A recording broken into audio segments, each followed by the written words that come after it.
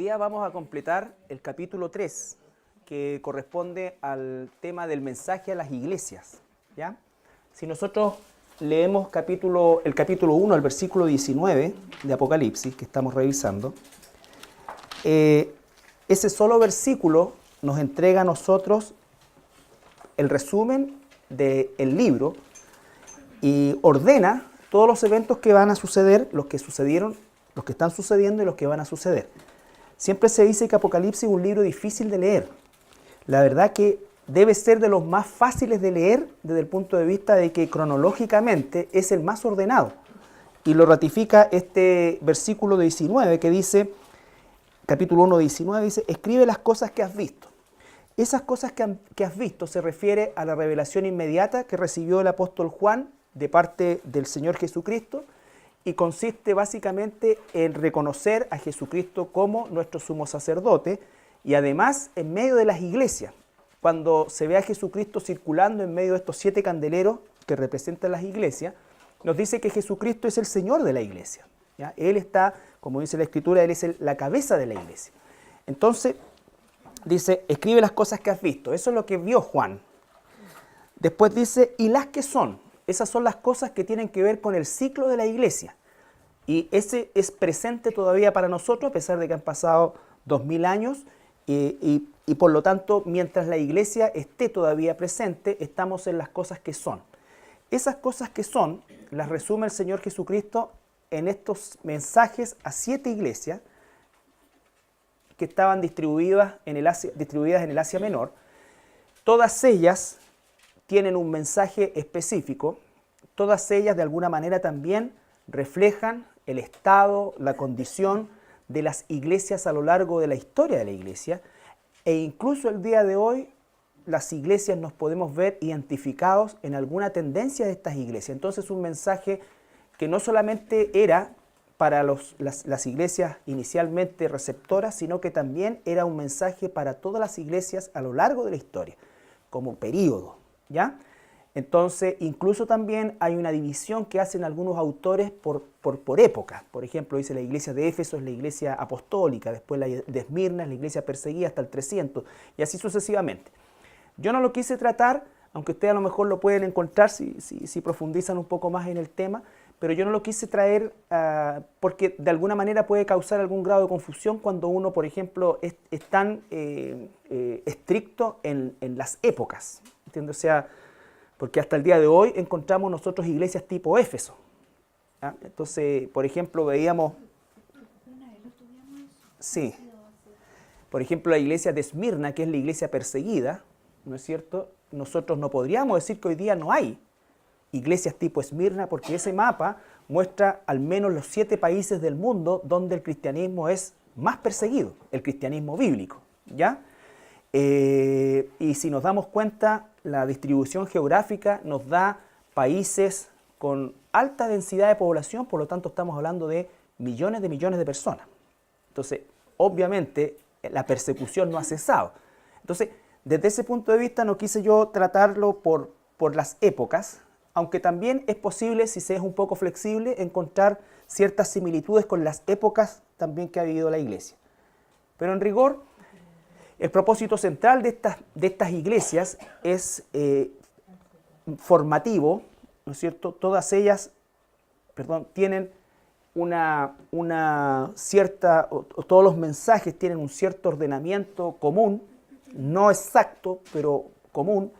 Hay un reconocimiento, hay una exhortación, hay un consejo o mandamiento, y colocamos nosotros como un desafío el hecho de que el Señor, ¿no es cierto?, justamente le dice, si te arrepientes, va a pasar esto, ¿no es cierto? Te daré esto, ¿ya? Y así es como analizamos la iglesia de Éfeso, que constituía la iglesia ortodoxa, principalmente con una doctrina muy sólida, pero que había perdido su primer amor. Entendiendo el concepto del primer amor, cuando el amor fraternal, primero entre los hermanos, comienza de alguna manera a enfriarse, se empieza a mecanizar la cosa, y también se aplica al amor que nosotros debemos tener por aquellos que están sin Cristo, vale decir, nuestra obra misionera, nuestra obra evangelística. Bueno, La iglesia de Esmirna no tiene ningún tipo de exhortación. ¿Por qué? Porque encontramos que es la iglesia perseguida. Y una de las cosas que trae la persecución es el arneo de que quedan los que realmente son, ¿ya? Las que realmente son.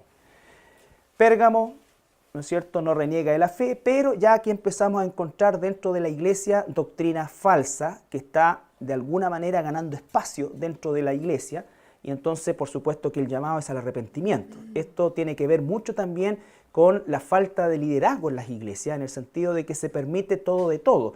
Se le abre la puerta muy fácilmente a cualquier tipo de doctrina por el solo hecho de nombrar a Cristo, ¿ya? Tenemos la iglesia de Tiatira, que nos habla de las buenas obras, también de mucho servicio, pero ya acá teníamos que se toleraba también un aspecto sumamente antibíblico que nos representa mucho a la época actual.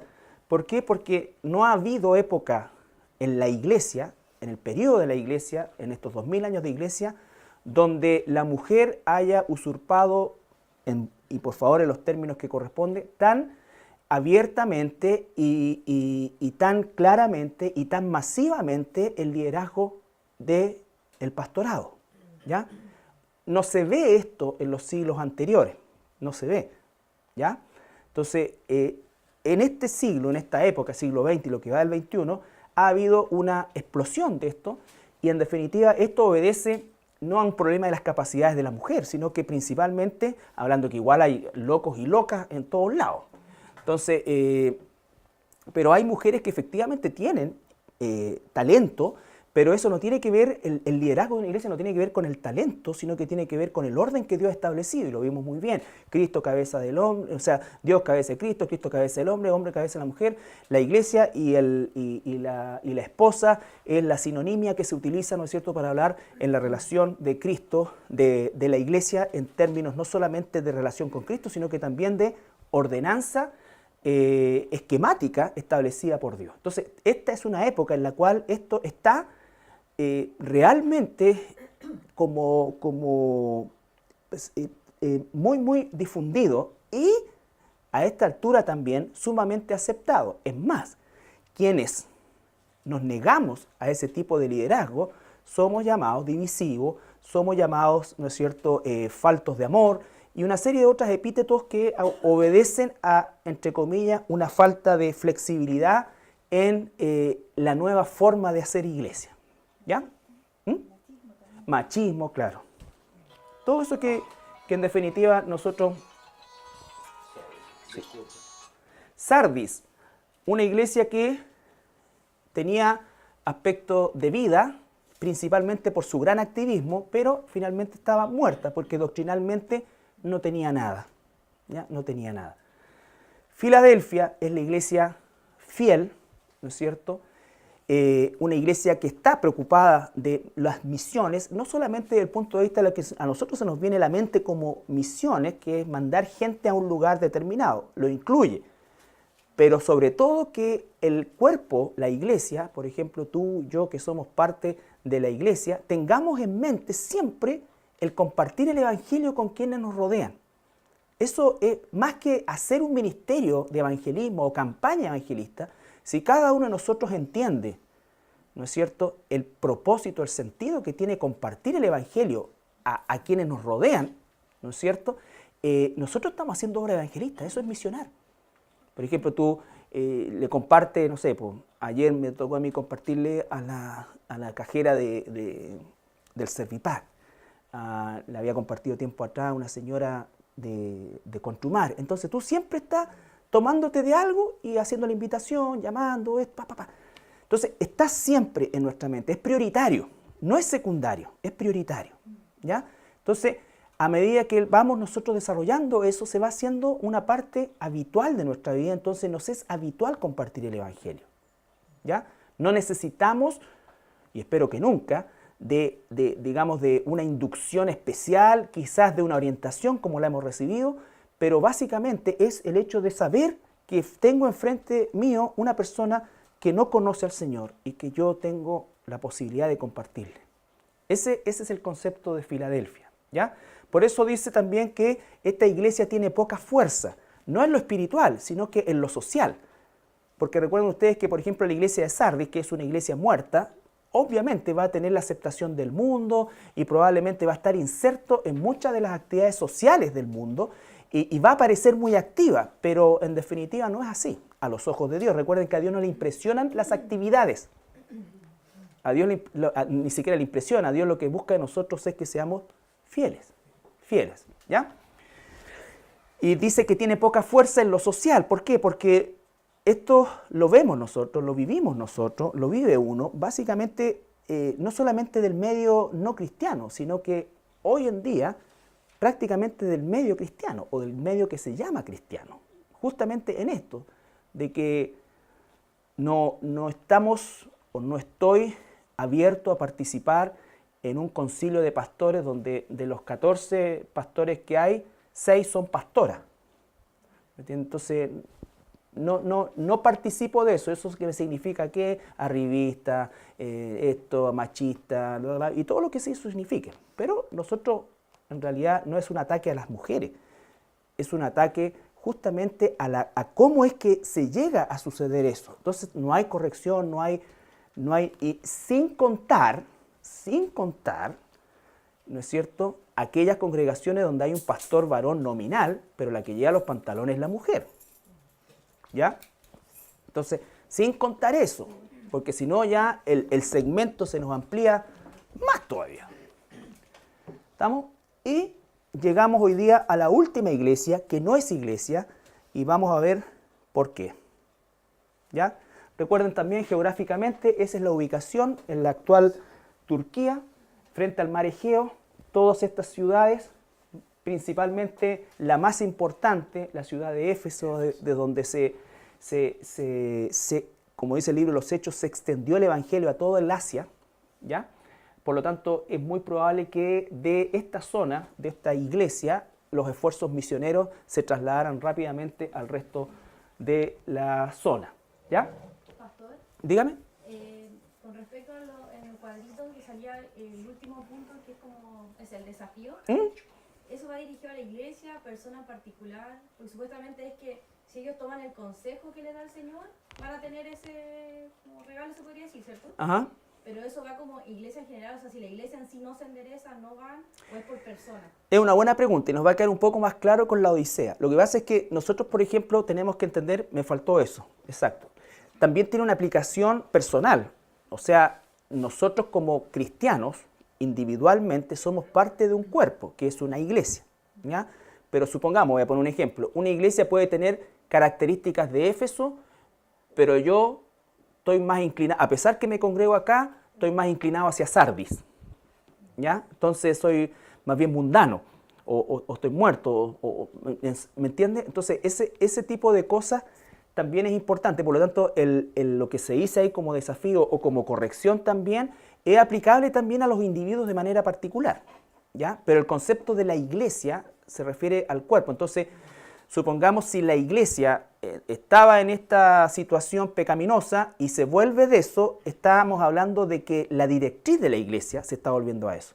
Me explico. Por ejemplo, hoy día las iglesias que se han abierto al ecumenismo, puede que dentro de esas iglesias, y de hecho es así, ¿no es cierto?, haya muchos miembros que estén sumamente dolidos, ¿no es cierto?, porque no están de acuerdo con eso, porque saben que es antiescritural, ¿ya? Y es posible que su liderazgo nunca salga de eso, pero ellos sí salen de eso, ¿ya? Porque también hay un efecto de que salen de eso. Entonces, sí, también tiene una aplicación de manera individual. Esta iglesia, la Odisea, que vamos a ver hoy día, ya vamos a ver eso. Vamos a leer el capítulo 3 de Apocalipsis, versículo 14 al 22. Y escribe al ángel de la iglesia en la Odisea: He aquí el Amén, el testigo fiel y verdadero, el principio de la creación de Dios, dice esto: Yo conozco tus obras, que ni eres frío ni caliente. Ojalá fueses frío o caliente. Pero por cuanto eres tibio, y no frío ni caliente, te vomitaré de mi boca. Porque tú dices: Yo soy rico y me he enriquecido, y de ninguna cosa tengo necesidad. Y no sabes que tú eres un desventurado, miserable, pobre, ciego y desnudo. Por tanto, yo te aconsejo que de mí compres oro refinado en fuego, para que seas rico, y vestiduras blancas para vestirte, y que no se descubra la vergüenza de tu desnudez, y unge tus ojos con colirio para que veas. Yo reprendo y castigo a todos los que amo. Sé pues celoso y arrepiéntete. He aquí, yo estoy a la puerta y llamo. Si alguno oye mi voz y abre la puerta, entraré a él y cenaré con él, y él conmigo. Al que venciere le daré que se siente conmigo en mi trono, así como yo he vencido, y me he sentado con mi Padre en su trono. El que tiene oído, oiga lo que el Espíritu dice a las iglesias. Ya. Aquí tenemos la última iglesia, que no es iglesia, a pesar que se llama iglesia, pero también es para representar que van a existir muchas agrupaciones que se van a llamar iglesia, que se van a llamar iglesia cristiana, que van a decir que creen en Cristo, pero nosotros vamos a descubrir a la luz del fruto que no lo es. Hubo iglesias en estas 7 que hicieron entristecer al Señor. Hubo otras que lo hicieron enojar. Pero esta es la única que lo enfermó. Esta iglesia enfermó al Señor, al punto que le provocó vómito. De lo nauseabundo que era la condición de esta gente. ¿Ya? Un poco para hablar acerca de la ciudad de Laodicea. Esta ciudad pertenecía a una triada, 3 ciudades que estaban bastante cerca, a no más de 10 kilómetros una de la otra. Las otras 2 eran Colosas e Hierápolis, que son súper importantes dentro de lo que es la economía de la Odisea, porque de aquí se abastecían de agua los de la Odisea. Esto estaba en el valle del río Lico, a unos 60 kilómetros sudeste de Filadelfia. También, como ya estamos hablando de que no eran ciudades costeras, como en el caso de Éfeso, estaban hacia el interior del continente, por lo tanto, la mayoría de estas ciudades se asentaban en picos bien altos y mesetas grandes, ¿no es cierto?, pero en bastante altura, lo que lo hacía básicamente o francamente inexpugnable a cualquier tipo de invasión. De hecho, la Odisea es la única ciudad que no fue invadida y destruida. Todas las otras, en algún momento de su historia, fueron invadidas y destruidas, algunas más de una vez, ¿ya? Pero la Odisea no. ¿Por qué? Porque el emprender, ¿no es cierto?, o el estar en esa altura le significaba una protección natural perfecta, ¿ya? Esta fue fundada alrededor del año 300 a.C. por un gobernante seleucida que se llamó Antíoco II, y la nombró con el nombre de su primera esposa. No tenía otra ciudad para la segunda. ¿Ya? Pero recuerden ustedes que Antíoco, los seleucidas o la dinastía seleucida se originó cuando Alejandro Magno repartió su territorio o su imperio entre sus 4 generales, o se repartieron entre esos, de los cuales los más importantes fueron Seleuco, que se fue al lado norte a Siria, y Ptolomeo, que se fue al lado sur para Egipto. Entonces fueron las 2 dinastías que después de bastante tiempo manejaron no solamente el Medio Oriente, sino que gran parte del mundo conocido, hasta la llegada del Imperio Romano. El Imperio Romano arrasó con todo. Pero este Antíoco II la nombra con el nombre de su esposa, los Seleucidas, de Seleuco, el general de Alejandro. También un poco acerca de lo que era la economía de esta ciudad. Todas estas ciudades, recuerden ustedes que tenían una base comercial. Todas y en todas, la base de su sustentación era la economía. Todas tenían una alta vida de idolatría y de libertinaje, ¿ya?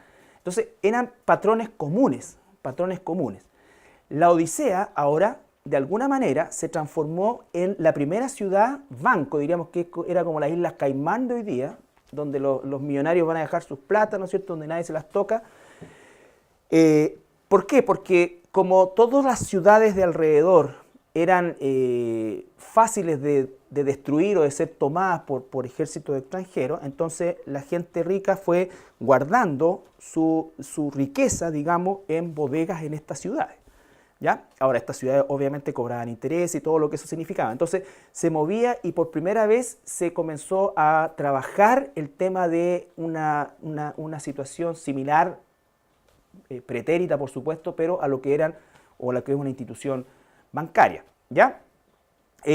También la economía se sustentaba en 2 productos sumamente característicos de esto, que era la lana negra. ¿Ya? Ellos habían logrado hacer una cruza de estos animalitos, ¿no es cierto?, tan perfecta que eran los únicos productores de este tipo de lana en el mundo. Por lo tanto, era una lana sumamente exclusiva, sumamente cara y también sumamente demandada por la clase rica. Entonces, eso le generaba un recurso gigantesco.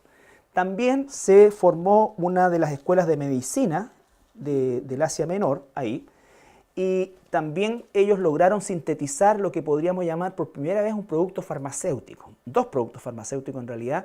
Uno era un colirio para las infecciones de los ojos y el otro era un ungüento que usaban las señoras de aquella época, ¿no es cierto?, para embetunarse, y era como la crema Vichy de hoy. ¿Ya? Entonces también, por así decir, el estudio de mercado de ellos, o donde ellos apuntaban, era justamente a ese tipo de personas que eran básicamente la misma gente que guardaba sus riquezas o protegía sus riquezas en la ciudad. Entonces, la gente de la ciudad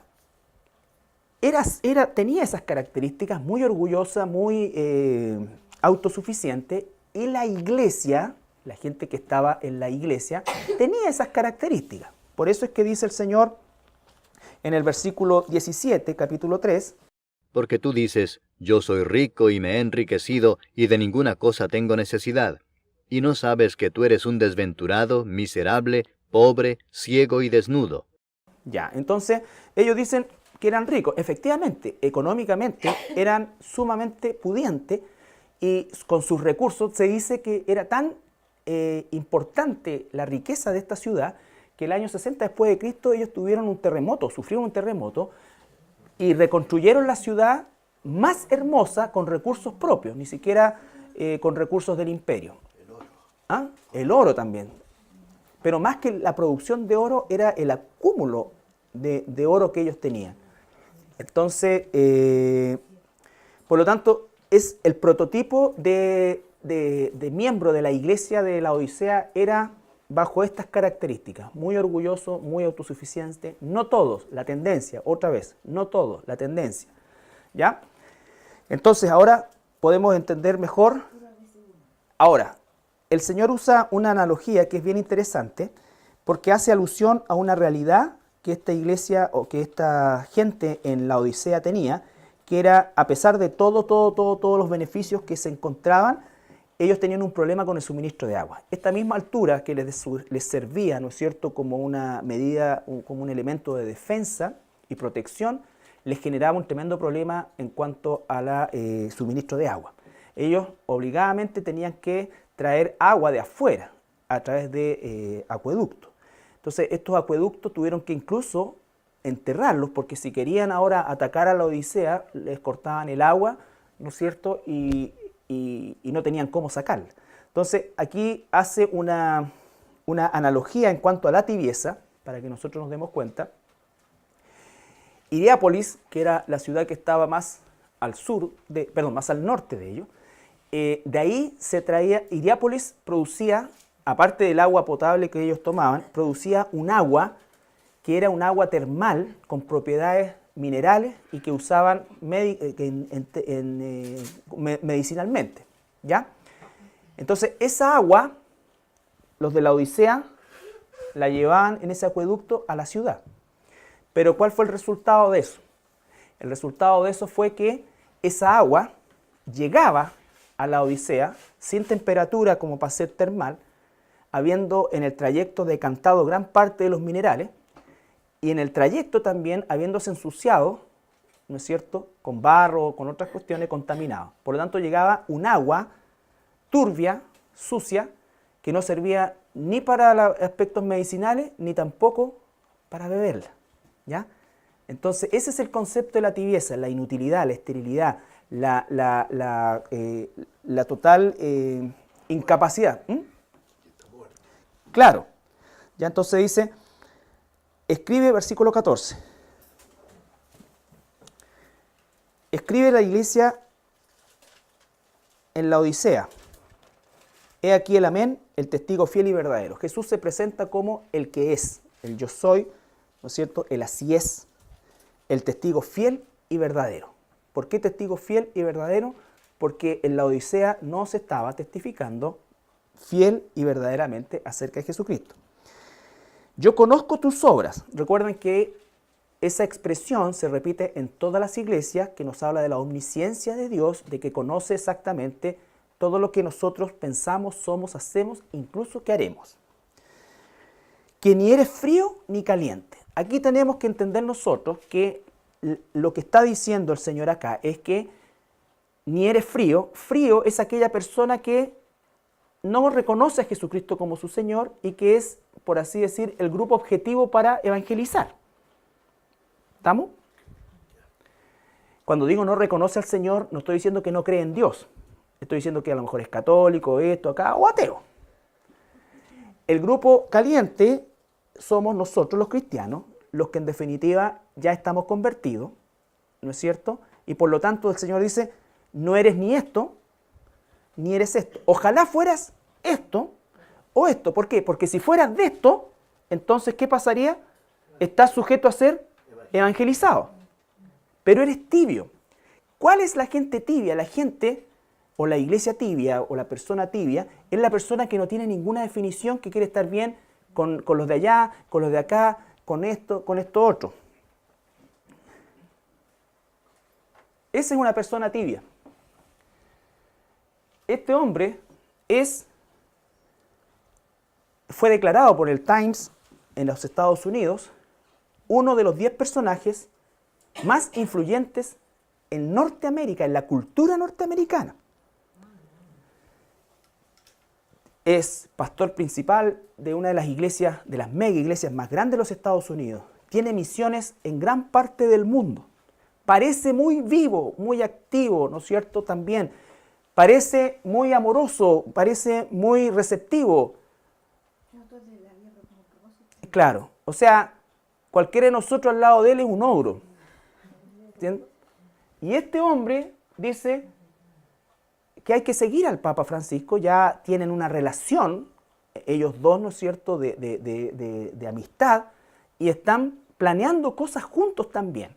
No se olviden que el Papa que hay ahora es jesuita. De la historia del papado, es la primera vez que alguien de la Compañía de Jesús, que es por excelencia la gente más culta, más preparada y también más feroz del catolicismo romano, ¿no es cierto?, está en el poder. Y una de las cosas más claras de los jesuitas es su populismo. Ahí tienen tú al cura Berrío, tienen otros que ellos no se sujetan a otras ordenanzas, ellos tienen su motor propio en todo sentido, ¿ya? Y tienen una capacidad de arrastre. Este tipo sacó este hecho para Chile, esto para acá, allá, todo, ¿me entiendes? Y los siguen, ¿ya? Entonces, este es un ejemplo típico de una iglesia muerta o de una iglesia casada con el mundo, pero también de una iglesia de la Odisea, una iglesia que en definitiva, o un ministerio que en definitiva es vomitivo para Dios. ¿Por qué? Porque no es ni frío ni caliente, porque Él se llama cristiano. La gente que va a su iglesia se dice cristiana, creen en Jesús, pero no creen en su palabra. Porque si creyeran en su palabra, jamás aceptarían al catolicismo romano como cristiano. Jamás. Eso, hermanos, es terrible. Por eso es que la gente en la Odisea es tan difícil. Porque si tú los vas a evangelizar, oye, si yo soy cristiano. ¿Me entiendes? Yo soy cristiano. Pero aceptan esto. Entonces, este es el ejemplo típico de eso. Y es, desgraciadamente, un ejemplo demasiado grande. Porque si este hombre es uno de los 10 personajes más influyentes, permanentemente asociado con la Casa Blanca, llamado a los grandes foros, ¿no es cierto?, de moral, tiene por ahí sus declaraciones también a favor del homosexualismo y una serie de otras cosas, ¿me entiende? Entonces, a eso se refiere esto. Esto es una iglesia vomitiva para Dios. Porque, ¿cómo lo vas a evangelizar a él? Diciéndole que se arrepienta, todo, entonces decir, ¿arrepentirme de qué? Si yo soy cristiano, yo recibí al Señor, yo me bauticé, mira. ¿Te das cuenta? Es como la parábola del sembrador, es como la tercera tierra donde la semilla cae, ¿no es cierto?, y germina, pero el mundo la envuelve. el mundo la envuelve. ¿Por qué? Porque queremos el aplauso del mundo, queremos la plata del mundo, ¿no es cierto? Queremos los beneficios del mundo. Somos amigos del mundo.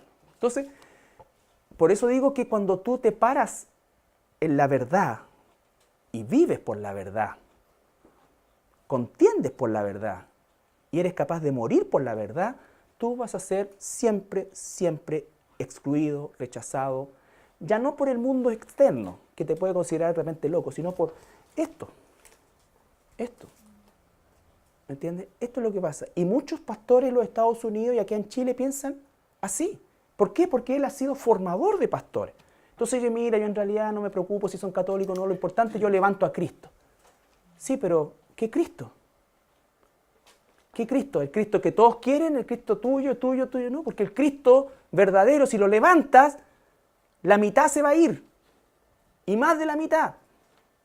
Le pasó al mismísimo Jesús cuando él empezó a hablar ya más cargado y a adoctrinar mucho más a sus seguidores. La gente dijo, chuta, dura esta palabra, ¿quién la puede seguir? Y se mandaron a cambiar y quedaron 12. Y el Señor les dice, ni siquiera vemos nosotros ahí ese sentimentalismo de decir el Señor, pucha, me imagino que ustedes no se van a ir. ¿Cierto? Que el Señor le dijo, oye, me imagino que ustedes no se van a ir. No, dije, oye, ¿se quieren ir ustedes también? No se trata de despreciar las cosas, se trata de que nosotros tenemos que entender, uno, la urgencia del Evangelio, y dos, que no podemos dar cabida a la más mínima. Por eso es que yo les he dicho, y nunca, porque alguien dijo una mentira, yo no le he prohibido a nadie ir a un funeral católico, a un bautismo católico. Jamás yo he usado la palabra prohíbo, menos salida de mi boca, como una cosa personal. Pero cuando se me ha preguntado qué le he dicho, que si él quiere participar de las mesas de los demonios, es una decisión personal. Pero que obviamente a los ojos de Dios mi opinión no importa quién soy yo para dar mi opinión. Lo que menos necesita el mundo hoy día es más opiniones. Estamos llenos de opiniones. Lo que la gente necesita es la verdad. Y la verdad es esa. ¿Me entiendes? Entonces, esa concepción drástica de la Escritura es la que no acomoda a las personas, ¿no es cierto?, en estos lugares. Entonces, mira, no digamos tanto esto porque acá, no digamos tanto esto porque allá, no hagamos esto así. Trata de no decir lo del Papa que es el anticristo porque trata de no decir esto otro. Imagínense, ¿cuántos cantantes? Hoy día la fundadora, me decía Pablito, de Hillsong, también cantando en el Vaticano. ¿Por qué? Porque muerden el anzuelo de la unidad. Entonces todos los seguidores de ese tipo de personas, que quieran o no, son líderes de opinión, ¿no es cierto? ¿Qué va a pasar? Van a creer que está bien. Van a creer que está bien. Entonces el aislado va a empezar a ser tú. No, pero ¿cómo? Si hay que amarlos, hay que amar. Sí, pero si tú los amas sobre la base de una mentira, yo no quiero ser parte de ese engaño. Yo no quiero ser parte de ese engaño. Porque la única forma de que alguien que no es, que cree que es, pueda tener la oportunidad de ser de verdad, es que se le predique la verdad. Po. Pero yo no quiero ser parte de un engaño. De alguien decirle que está bien cuando sé que está mal. Entonces la Odisea tenía eso. Y orgulloso. ¿No es cierto? Con orgullo, con una serie de otras cosas. El orgullo no se manifiesta solamente en una mirada despectiva. El orgullo se demuestra cuando tú haces pesar, decir, ¿no es cierto? Como dijo Marcos Witt, oye, ¿cómo me vienen a mí a decir, yo tengo 20 años de ministerio? Yo tengo... ¿Y? ¿Estás en pecado? ¿Acaso tener 30 años nos da licencia para decir mentira o para asociarnos con la mentira? No, pues. ¿Y quién soy tú? Entonces, este periodista que dijo esto, y esta prensa amarilla, idiotas, dijo también de aquellos que lo critican. Entonces, eso es orgullo.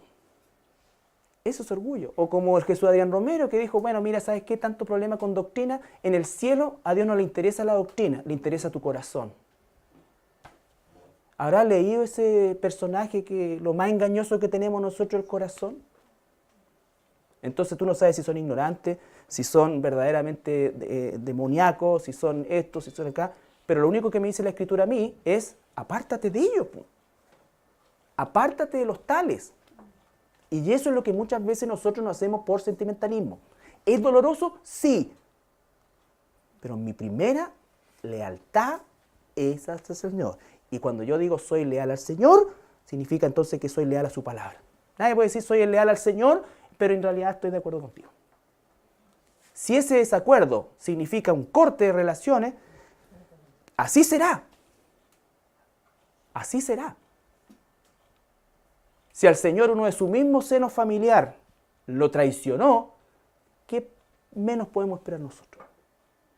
¿Ya? Entonces, también nosotros tenemos nuestra dosis también, casado con los proyectos, con los planes, ¿no es cierto? Representantes supuestamente de los pastores de Chile, o por lo menos de Santiago, de la asociación grupal, una concepción comunista a todas luces, y aunque fuera comunista o derechista o lo que sea, tiene una concepción política, no una concepción cristiana. Y, bueno, pasa lo que pasa, porque finalmente de alguna manera después hay que desdecirse de cosas. Eso es importante también, porque a pesar de cualquier cosa, nosotros tenemos que respetar a nuestros gobernantes, pero otra cosa es asociarnos con los proyectos de. ¿Ya? Ahí tenemos a Cachito Luna. No te pierdas en tanto conocimiento. Cree, eso es lo importante. Sí, pero ¿cree en qué? Si tengo que conocer, pues si la vida eterna consiste en que te conozcan a ti, el único Dios verdadero. ¿Y cómo conozco a Dios? El conocimiento de Dios no es primariamente experimental, es escritural. Escritural. Y es espiritual. El Espíritu Santo es el que nos confirma. Bueno, y el Jesús Adrián Romero, que también defendió a los católicos, porque obviamente muchos pusimos en sus comentarios cosas que llamados al arrepentimiento. Y aquí tienes orgullo. ¿Por qué? Porque sí, hubo grosería de repente que se le dijeron en los mails, pero también hubieron hermanos con un corazón tierno que se dieron el tiempo, y hermanos, entre comillas, tan importantes en el mundo cristiano, por decirlo así, y digo entre comillas, como él, que lo llamaron al arrepentimiento, ¿no es cierto? Le demostraron el tema de los católicos, le demostraron con una paciencia increíble, ¿no es cierto?, el tema de los musulmanes, acá, allá, orgullo, no hay respuesta, no, cierro esto, no. Y sigo adelante.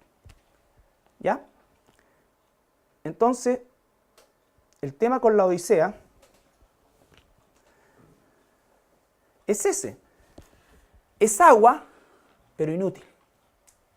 Era agua que no servía ni para beber, ni tenía propiedades medicinales. Esta es la iglesia que no es iglesia, y Dios la nombra también, el Señor Jesucristo. ¿Por qué?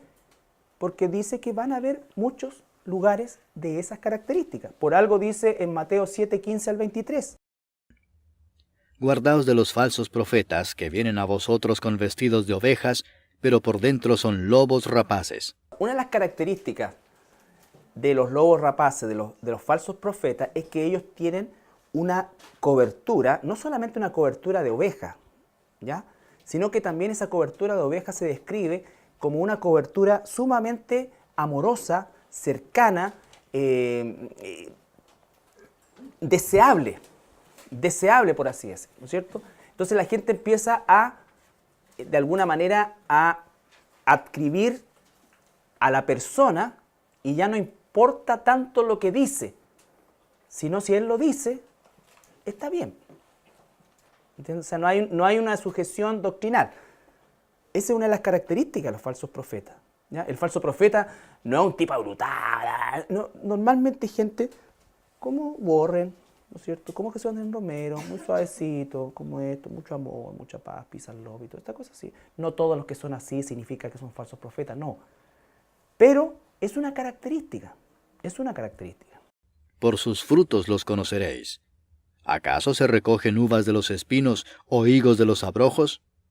Así, todo buen árbol da buenos frutos, pero el árbol malo da frutos malos.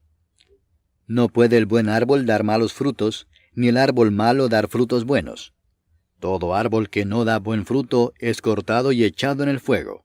Así que, por sus frutos los conoceréis. Frutos, recuerden. Recuerden que los cristianos están acostumbrados muchas veces equivocadamente a medir, oye, esa iglesia tiene cualquier fruto, imagínate. Esta persona empezó con 3 familias en su casa y hoy día, después de 20 años, tiene 25.000 personas. Empezaron con una casita y hoy día tienen prácticamente una ciudadela en California. Tienen misiones en todas partes del mundo. Entonces, no, ese no es el fruto. Imagínense, ¿qué fruto tenía Juan el Bautista? De ese tipo, por ejemplo. Y sin embargo, Dios dijo que era el hombre más grande que había nacido de mujer. Entonces, lo que es grande para Dios, lo que es importante para Dios, lo que realmente es la fidelidad. Y tengo que ser fiel a su palabra. Fiel a su palabra. Aunque eso te cueste la cabeza, como Juan el Bautista. Si el mundo te ama, ¿no es cierto? Y ama la iglesia, si el mundo ama la iglesia y todo esto acá, significa que algo anda mal, pues, muy mal. Porque el mundo, Jesús dijo que iba a odiar a la iglesia. No la va a amar, no la va a querer, ni siquiera le es neutral. La va a odiar. ¿Pero nunca fueron entonces ellos? Obviamente. Lo que pasa es que por esto digo, es como el tema de la tierra donde se germina un poco, pero después las riquezas del mundo, los afanes del mundo, la popularidad del mundo, porque esta gente está enamorada de sí mismo, de la popularidad propia. Quiera reconocerlo o no quiera reconocerlo. ¿Ya? Lógico, se manifiesta que es. No todo el que me dice, Señor, Señor, entrará en el reino de los cielos, sino el que hace la voluntad de mi Padre que está en los cielos. No el que tiene el corazón correcto, el que tiene buenos sentimientos, el que esto acá, el que no. El que hace la voluntad. Y el que hace la voluntad, Dios lo transforma. Y verdaderamente tiene amor de Dios. Verdaderamente tiene amor de Dios por las almas. Tiene amor de Dios por sus hermanos. Pero tiene temor de Dios. De no hacer algo que esté contra la voluntad de Dios, aunque resulte en lo humano. Muchos me dirán en aquel día, Señor, Señor, ¿no profetizamos en tu nombre, y en tu nombre echamos fuera demonios, y en tu nombre hicimos muchos milagros? Y entonces les declararé, nunca os conocí, apartaos de mí, hacedores de maldad. Entonces, esa es la iglesia que no es iglesia, donde las directrices son esto, Señor, en tu nombre no hicimos esto, en tu nombre no hicimos una campaña, no fuimos a África a dar comida a los necesitados, no fuimos a esto, no fuimos a esto, no fuimos a esto. No hicimos esto, no nos juntamos con el Papa para luchar contra la droga en el mundo, contra el narcotráfico, por un sueldo digno. ¿Entiendes? Y los jesuitas son, pero ese es su sello, el concepto populista. Ellos introdujeron en Centroamérica en la década del 70 la teología de la liberación. El 80% de los curas que estaban metidos en la guerrilla eran ateos, pero eran curas, era una cuestión súper rara. Eran comunistas ateos. ¿Qué es lo que introdujeron? De ahí, de Centroamérica, nacieron posteriormente las FARC en Colombia, y toda la guerrilla armada, ¿no es cierto?, fue justamente eso, orquestado muchas veces por jesuitas, que en el fondo levantaban a la gente contra el imperialismo. ¿Ya? Entonces, esta iglesia dice que no es ni frío ni caliente y por lo tanto le produce náusea al Señor. Increíble. Tiene el aplauso del mundo, pero a Dios le produce náusea. ¿Ya? Versículo 18, 19 y 20. Por tanto, yo te aconsejo que de mí compres oro refinado en fuego, para que seas rico, y vestiduras blancas para vestirte, y que no se descubra la vergüenza de tu desnudez, y unge tus ojos con colirio para que veas. Yo reprendo y castigo a todos los que amo. Sé pues celoso y arrepiéntete. He aquí, yo estoy a la puerta y llamo. Si alguno oye mi voz y abre la puerta, entraré a él y cenaré con él, y él conmigo. Ya, entonces lo primero que dice, ¿no es cierto?, está usando la propia analogía de la realidad y de las riquezas, el oro, las vestiduras, todo, pero ahora en una forma de analogía decirles justamente que ellos espiritualmente están completamente desnudos, son ciegos, ¿no es cierto? Y están totalmente desprovistos. Cuando dice compra, está refiriéndose un poco a lo que dice Isaías 64, 5 y 6, que dice, ven y compra sin dinero. Compra sin dinero. ¿Ya? Es como una contradicción, pero nunca dice que la salvación yo tengo que pagarla. Me está diciendo compra sin dinero. ¿Ya? Adquiere. Esa es la idea. Las vestiduras blancas, todos nosotros sabemos, ahí aparecen varios pasajes, tienen relación justamente con los redimidos. Una vestidura no se está refiriendo que nuestra piel es nuestra piel, no es nuestra piel. Una vestidura es un elemento externo que se nos coloca. Y esa es una vestidura blanca, que significa que Dios nos ha imputado redención, justicia, que no era nuestra. Él nos vistió de esa manera. ¿Ya? Y por supuesto, la ceguera ha estado siempre asociada desde el punto de vista espiritual. Por ejemplo, vamos a ver Colosenses 4. Ya, probemos con 1 Juan 2, 9 al 11. 2, 9 al 11. Esperemos que no me haya caído. El que dice que está en la luz y aborrece a su hermano, está todavía en tinieblas. El que ama a su hermano permanece en la luz, y en él no hay tropiezo. Pero el que aborrece a su hermano está en tinieblas, y anda en tinieblas, y no sabe a dónde va, porque las tinieblas le han cegado los ojos. Ya, las tinieblas le han cegado los ojos. Entonces la ceguera a la que se refiere y la necesidad de ungir con colirio es justamente a la ceguera espiritual. Según de Corintios 4, 3 al 6. Pero si nuestro evangelio está aún encubierto, entre los que se pierden está encubierto, en los cuales el Dios de este siglo cegó el entendimiento de los incrédulos, para que no les resplandezca la luz del evangelio de la gloria de Cristo, el cual es la imagen de Dios. Porque no nos predicamos a nosotros mismos, sino a Jesucristo como Señor, y a nosotros como vuestros siervos por amor de Jesús. Porque Dios, que mandó que de las tinieblas resplandeciese la luz, es el que resplandeció en nuestros corazones, para iluminación del conocimiento de la gloria de Dios en la faz de Jesucristo. Ya, ahí sí. ¿No es cierto? Dios de este siglo tiene cegado el entendimiento espiritual. La persona puede creer que, pero si no está conforme a la verdad de Dios, está en ceguera. Volvamos a Apocalipsis 3 para terminar. Versículo 19 y 20. Yo reprendo y castigo a todos los que amo. Sé pues celoso y arrepiéntete. He aquí, yo estoy a la puerta y llamo. Si alguno oye mi voz y abre la puerta, entraré a él y cenaré con él y él conmigo.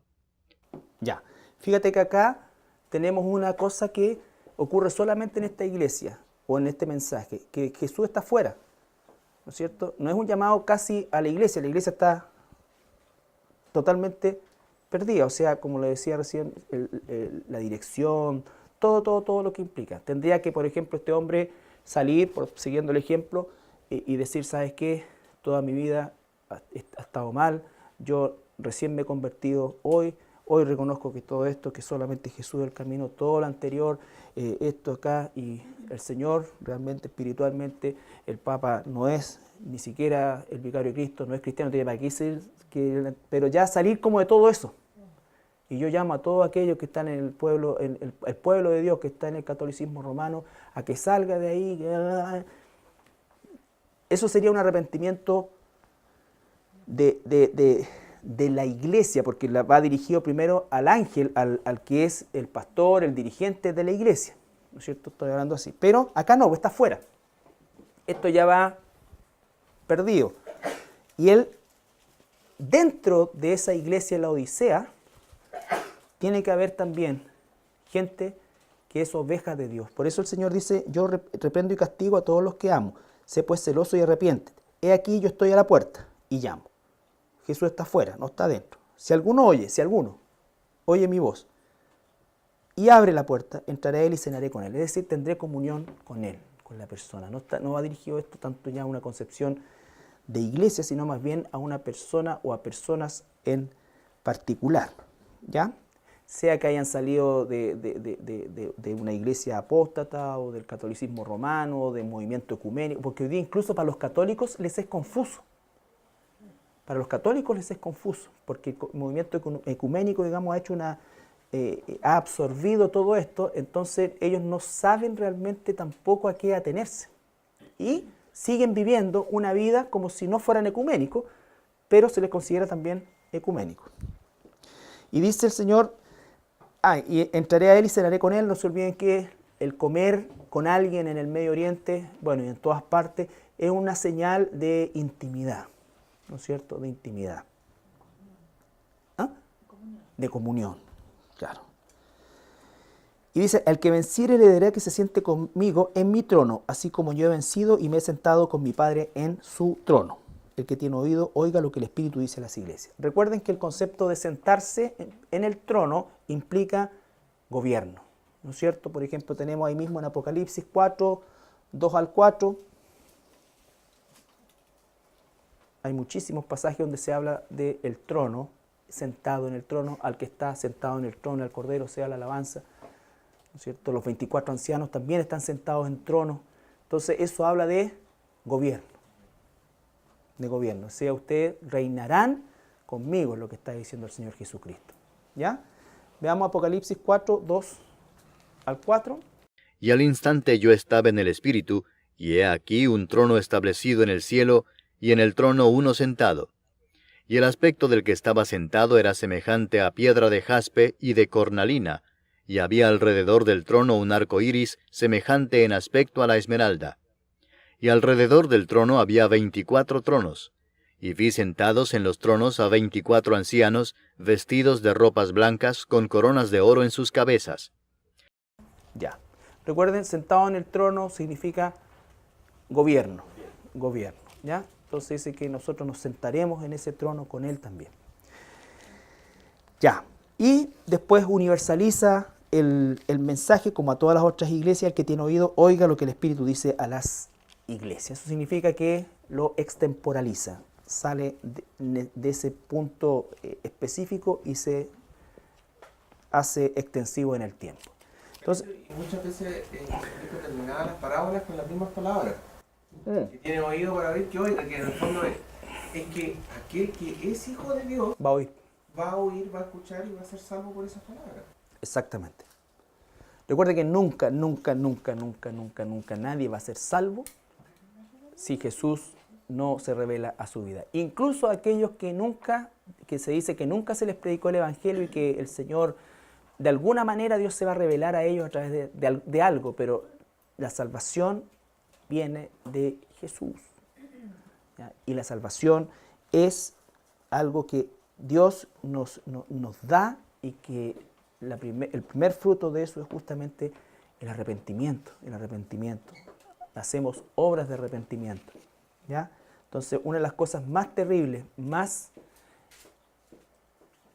malas que nosotros pudiéramos llegar a hacer es seguirle el juego a alguien que no es, diciéndole que es, por no querer tener problemas con esa persona.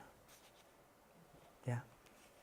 Porque de verdad creo que eso es como si tú tuvieras el remedio para una enfermedad grave y no estuvieras dispuesto a compartirlo. Eso es así. O sea, cuando las personas están más preocupadas de los sentimientos de la persona que del alma de la persona. Están más preocupados de que esa persona se moleste, llore, se cuestione, pero si de eso se trata, si el Evangelio te exprime. Por eso decía yo el domingo, lo cambia todo, porque todo entonces tú comienzas a filtrarlo a través de la verdad. Pero esa tontera de no querer decirle a alguien, en el caso de nosotros, mayoritariamente, porque ¿sabes lo que me da más rabia? Es que, ponte tú, en estas cuestiones, nunca hay testigos de Jehová, nunca hay mormones, esos no son ecuménicos, pero en nada son estrictos y cuadrados. Si es el mundo evangélico con esta falsa concepción del amor, no entendiendo el amor realmente de Dios, el que está involucrado en todo esto. Nunca aparecen testigos de Jehová, ni mormones. No. Y los otros que están asociados son los que están ya, ¿no es cierto?, con la cabeza dada vuelta, los budistas y todas estas cosas así. ¿Ya? Entonces, todo eso es importante. Yo lo reitero, porque esto es lo que nos toca vivir a nosotros. Porque a partir del próximo miércoles vamos a comenzar nuestro viaje virtual en el futuro, en algo que todavía no sucede. Vamos a entrar a la sección más grande de Apocalipsis, que es la revelación de las cosas que serán. Las cosas que serán. Por eso es que el énfasis en las cosas que son es tan importante, porque esto es lo que está sucediendo ahora. Tenemos muchísimas laodiceas en el mundo. ¿Ya? Muchísimas laodiceas en el mundo. Tenemos necesidad nosotros de monitorearnos como iglesia, como persona. Nunca vamos a ser perfectos, nunca.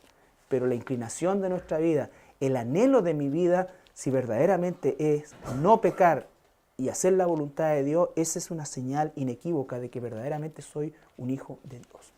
Porque eso es sobrenatural a mí. ¿Ya? Entonces, lo más importante es eso. Por eso dice Filadelfia, dice, no tienes fuerza. Por lo tanto, ¿qué vamos a hacer nosotros? ¿Vamos a competir con un artista del mundo y entonces nosotros vamos a hacer un recital cristiano para estar a la altura de ellos? No. Esa es la mentira de creer que nosotros lo que tenemos que hacer es emular al mundo.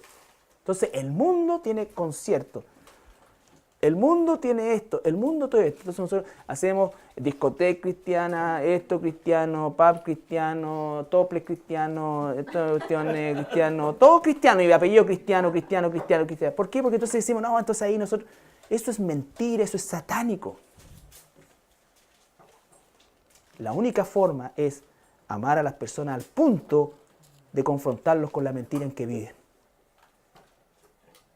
¿Cómo es posible que tú tengas, le dije yo a una persona que quiero mucho, que tú tengas una persona a la cual le llamas amiga por más de 25 años y nunca le has dicho que se va a ir al infierno si no sale del sistema católico? ¿Tú me vas a decir que eso es amor?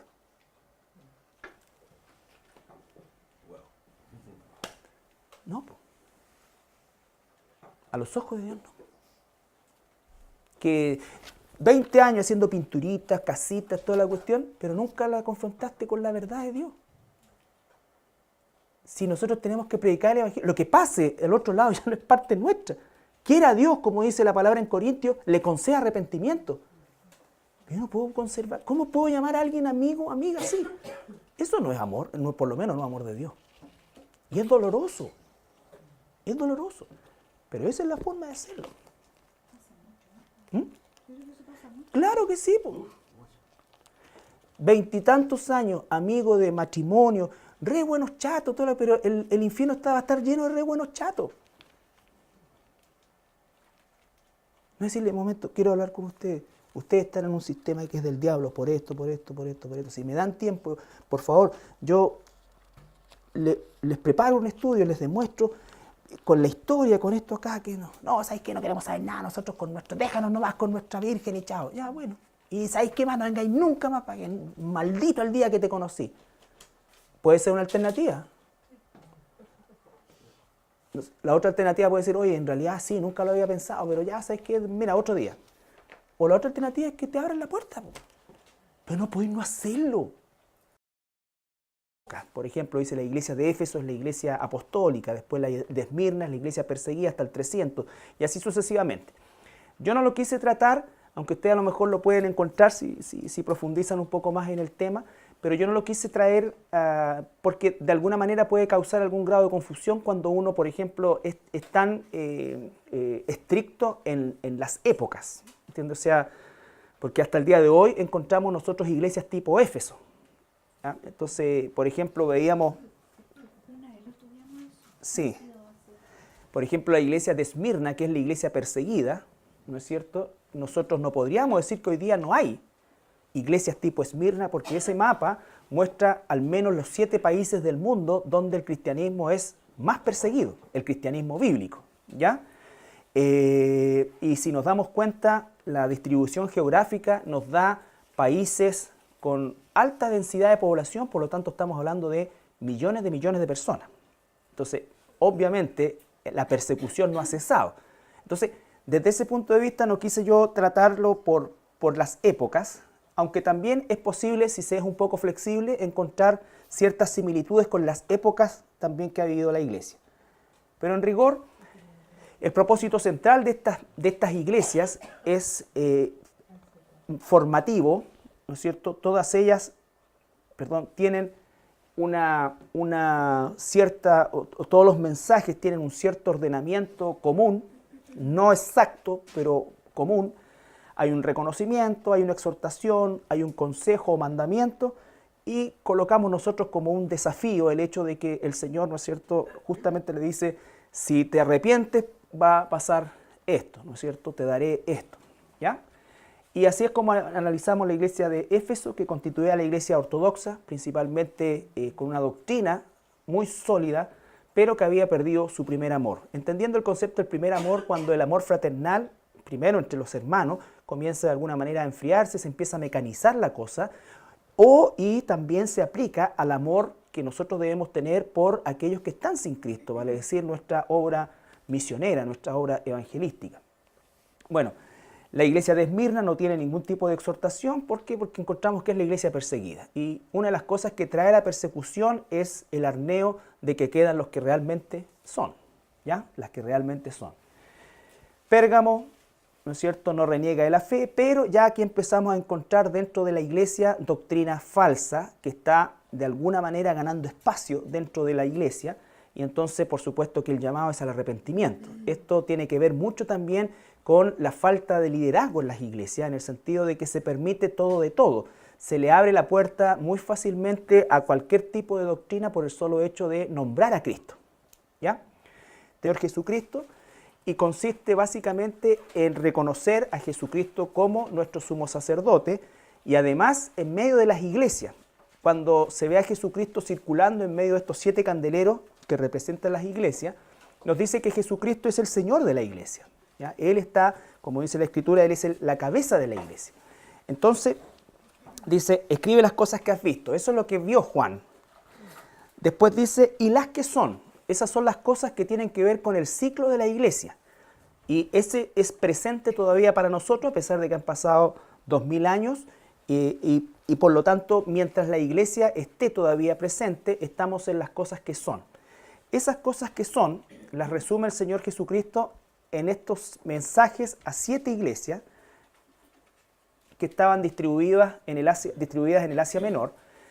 Todas ellas tienen un mensaje específico, todas ellas de alguna manera también reflejan el estado, la condición de las iglesias a lo largo de la historia de la iglesia, e incluso el día de hoy las iglesias nos podemos ver identificados en alguna tendencia de estas iglesias. Entonces un mensaje que no solamente era para las iglesias inicialmente receptoras, sino que también era un mensaje para todas las iglesias a lo largo de la historia, como periodo, ¿ya? Entonces, incluso también hay una división que hacen algunos autores por época. Tenemos la iglesia de Teatira, que nos habla de las buenas obras, también de muchos servicios, pero ya acá teníamos que se toleraba también un aspecto sumamente antibíblico que nos representa mucho a la época actual. ¿Por qué? Porque no ha habido época en la iglesia, en el periodo de la iglesia, en estos 2000 años de iglesia, donde la mujer haya usurpado, y por favor en los términos que corresponde, tan abiertamente y tan claramente y tan masivamente el liderazgo del pastorado, ¿ya? No se ve esto en los siglos anteriores, no se ve, ¿ya? Entonces, en este siglo, en esta época, siglo XX y lo que va del XXI, ha habido una explosión de esto, y en definitiva esto obedece no a un problema de las capacidades de la mujer, sino que principalmente, hablando que igual hay locos y locas en todos lados. Entonces, pero hay mujeres que efectivamente tienen talento, pero eso no tiene que ver, el liderazgo de una iglesia no tiene que ver con el talento, sino que tiene que ver con el orden que Dios ha establecido, y lo vimos muy bien. Cristo cabeza del hombre, o sea, Dios cabeza de Cristo, Cristo cabeza del hombre, hombre cabeza de la mujer. La iglesia y la esposa es la sinonimia que se utiliza, ¿no es cierto?, para hablar en la relación de Cristo, de la iglesia, en términos no solamente de relación con Cristo, sino que también de ordenanza esquemática establecida por Dios. Entonces, esta es una época en la cual